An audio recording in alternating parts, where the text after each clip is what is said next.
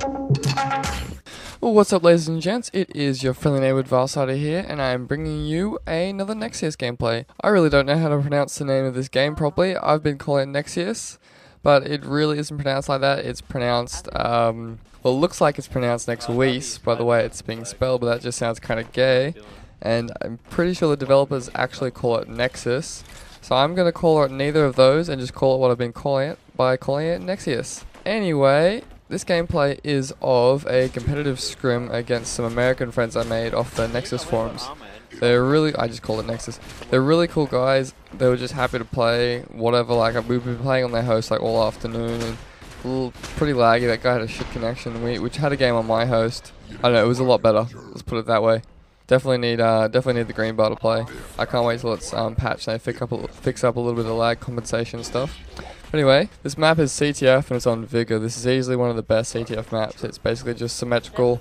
There's 3 levels you could say of height difference. There's a big open bit in the middle and then you got the 2 bases. I think it's excellent. We really need some symmetrical maps like this again in CTF. I miss them so badly.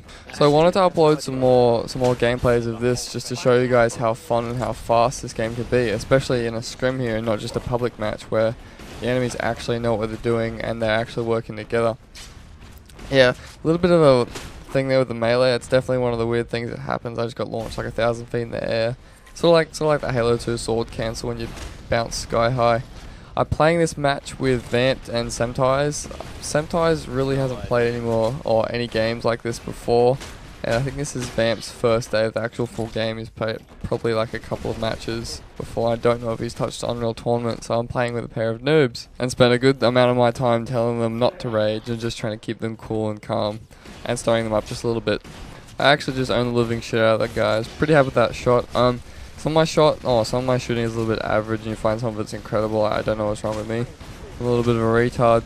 So anyway, here in this game, like having the flag doesn't necessarily mean that you should be camped back hiding your base, especially in 3v3s. Just you've really got to push up and prevent the enemy team from getting armor. That's why I'm up top. I'm stopping them from getting that big chain of armor and controlling strength, which is basically double damage. So I try and keep their armor just as low as possible. And I can just sit out here and sort of sit back, sort of our base. I've got plenty of places to run to. And I've also got the ability to slay these guys before they can push out for their big armor on the sides. Or before they can push to get out like any decent weapons like rockets. I can definitely put shots on them and just keep them weak for the rest of my team. Because like, there's enough shields in here to sort of be like Halo where you want to team shoot and you want to keep people weak. That's probably one of the very few similarities these games have. Is that team shooting, even though there's like I'm pretty sure it's like a 5-second no damage and your shields start to come up. So yeah, I sort of got a little bit of a rape spree here in the middle. Pretty happy with that mortar work. I absolutely love that gun. So yeah, basically you want to pull flags as fast as you can. It's not like COD where you wait for the spawn trap. In this game, the spawn trap is basically when they don't have enough armor to be able to fight. So that's how we relay. On the topic of relaying, it can be very easy to do as long as you do it right. I have no idea how I don't capture that flag there. I'm pretty angry with that. If I let this guy get out, I get the re, then push out thinking I've already capped the flag. I don't know how I managed it. They pull it again. I don't know if this guy beats me or not, but I just have some absolutely atrocious shooting here. Sometimes you really just can't keep up with people's strafes and they just dominate you like this guy does. Anyway, because this game's movement is so fast, setups are sort of different to Call of Duty. It's basically like a very loose setup where everyone should be rotating sort of the control of the map. It's more a sense of getting cuts so you don't let the enemy behind you. So essentially you should have someone slaying. They're usually middle ground. Their job is to slay and to prevent the enemy from getting weapons and from getting armor. So you want to keep people weak, you want to keep picking up their armor, you want to keep picking up their guns, and you want to be preventing them from getting sort of your aggressive half of the map. Like, you don't need to kill everyone. You'll find that a lot of the time players get behind you and they get in your base just because you can't cut everywhere at once because of the sheer size of them. Like, this dude's behind me, I got no idea how. The only reason I turn around is because I got a call out for it. So basically, you should have someone slaying, you should have someone pulling flags, and you should have someone support slaying and sort of supporting that OBJ. All roles should be equally played by everyone. So if someone goes down, I'd expect someone to rotate that spot. It's a matter of where the enemy is and what's happening to know when to rotate those spots and when to do or to defend or back up another play. It's very much more so about smarts than just grabbing a particular part of ground. You've got to really know when and where to be places. So sort of think of this like for the illiterate COD players out there. Think of it as when MLG was what was it, Black Ops was basically FAMAS only. So every player played pretty well every position with a FAMAS. So everyone was equals, everyone pulled flags, everyone slayed, but some players sort of gravitated more towards slaying. That's typically where they rotate and someone else would hold that ground. So it's the same as Nexuiz, except you can use any gun instead of just one shit gun. I absolutely love the combat in this game because every fight is just a one-on-one or a 1v2 or a 2v2. Every fight is just an epic battle where outskilling your opponent is just the absolute key. And it's all about weapon choice, it's all about the movement around the map and the area you're fighting in.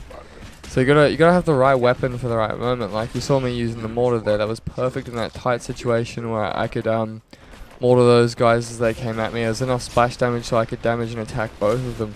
Realistically, I should have got that flag right there, just cutting out for a sec. I should have got that flag, but I stuffed up my jump.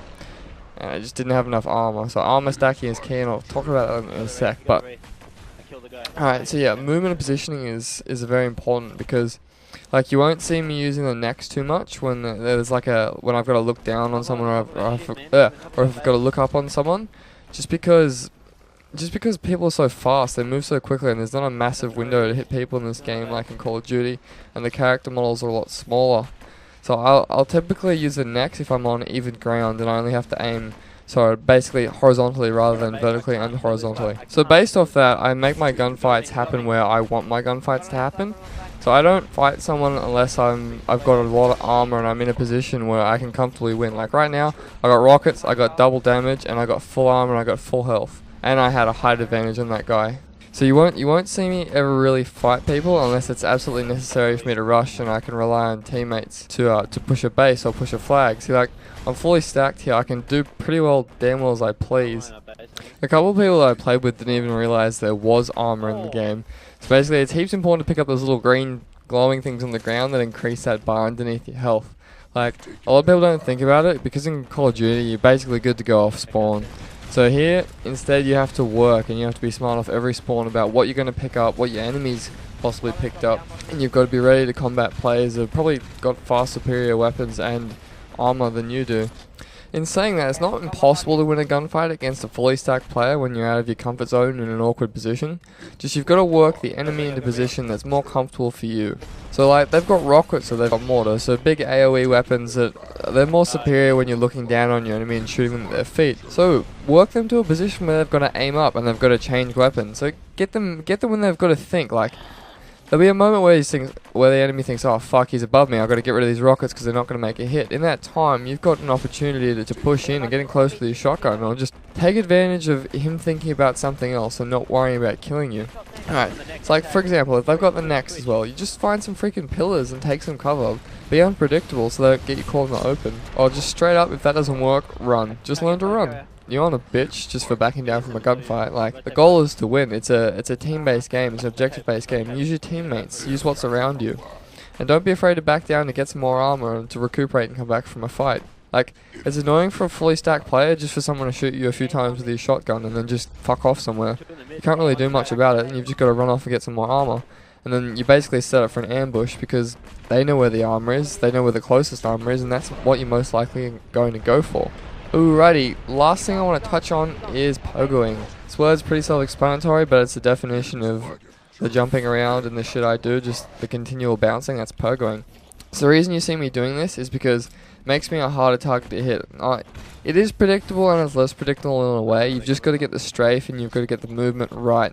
So the idea is not to leave the button held in and be jumping 24/7. The idea is to use it to move fluently around and make it harder for them to hit you. So like, if you're jumping and you're fighting a guy in a rocket battle, he's definitely going to know the time you're in the air and he's going to be aiming where you're going to land.